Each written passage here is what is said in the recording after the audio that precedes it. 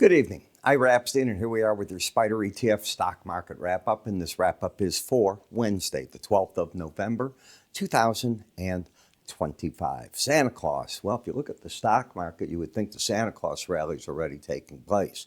The Dow Jones, record highs, give you an idea. If you take a look at bank stocks, taking off to the moon. Doing well in even some industrials. It's not the AI right now that's in play, not at all. You get bullish news, doesn't seem to move every one of those stocks. So you got to be a little careful. That'll swing around a bit next week because we get NVIDIA's reports. And as long as there's no miss, a big surprise would probably help the AI on.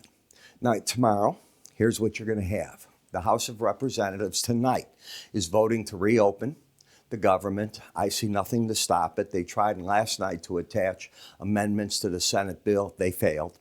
And as long as it's what they call a clean bill, the one the Senate sent over, if the House passes it, which is widely expected to take place, it goes right on over to the White House. The president signs it. He's having a big gala tonight with all the head bankers, heads of brokerage firms, and so on. So it's going to be a fun time for him, especially if he gets to sign that. I am taking a personal day tomorrow. This has been pre-planned. It is for a medical thing that I have had this on my schedule to get done, and it will take a day, and I just can't be around. So I've got to do it. I'm like an old car, you got to go get fixed. Mufflers making noises, things like that. What can you do? Age does it. But if you're smart, you take care of yourself, and you stay in pretty good shape overall. As we take a look at this, GM had a pretty solid day today. I mean, the auto industry, the fact that America's, I give them credit. They switched gears and they just said, it's wonderful. We are going to have electric, but we're not going the whole route the way that we thought we were going. We changed our minds because the American public, unlike the public in many other countries, is not demanding it. And you don't have station upon station areas to take care of your car. And a long trip on one is still an ordeal for many people.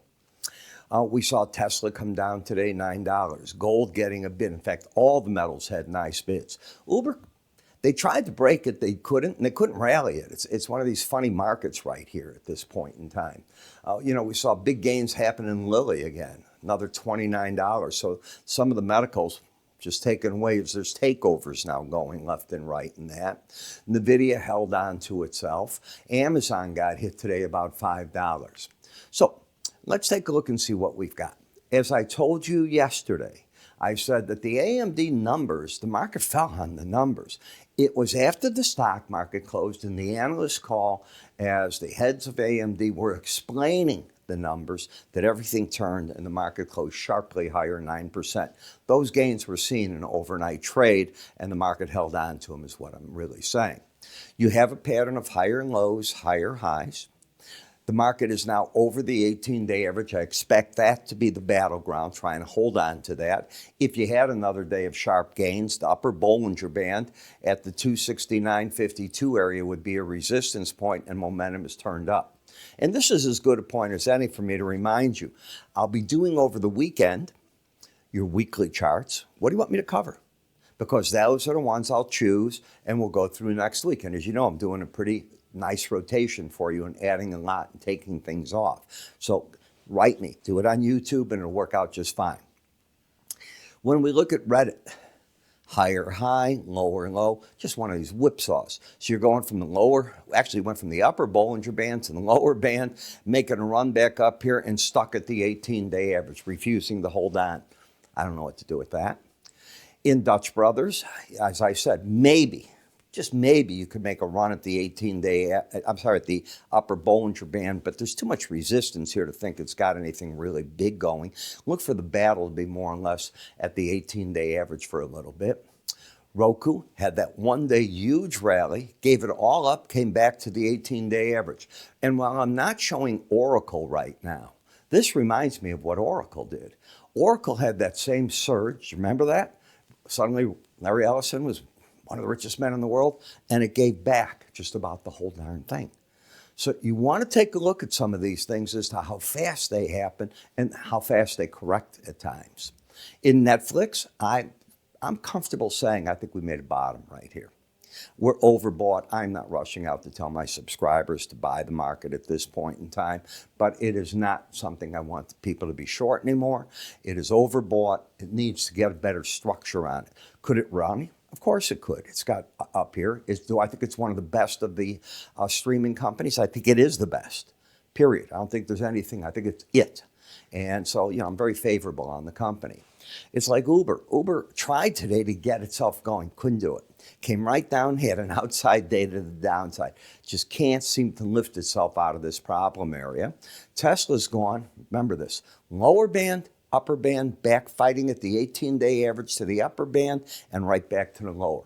And if you think that's a trend, congratulations. It might be if you're a 2-minute trader, but if you're really trying to be a position person looking for a move, this isn't it right here. That's not what I'm seeing. Joby doing its darn best to get up and stay over the 18-day average. This will tell me if it's getting ready for us to do something in it. I've been covering that because I do think you want to own some of that at some point. That's, of course, up to you, but I can tell you that, I believe in these electric planes. XLF, higher lows, higher highs, but over the upper Bollinger Band. So in the financial sector, they've been on a tear to the upside. They're getting overbought at this point in time. In the industrial, not as strong as the financial. You can see barely able to get up and hold anything back to the 18-day average. Just isn't a lot to be done right here at this point. And that's what I'm seeing. Overbought as can be in XLE. And today OPA came out and they did what I've been saying. Number one, I don't think they've told the truth. Every time they've given you and we're going to increase production, the first thing, and I've written about it in my newsletter, they can increase till they're blue in the face. They're not hitting their targets. Now, they're saying suddenly, today, we don't think the market's going to be oversupplied.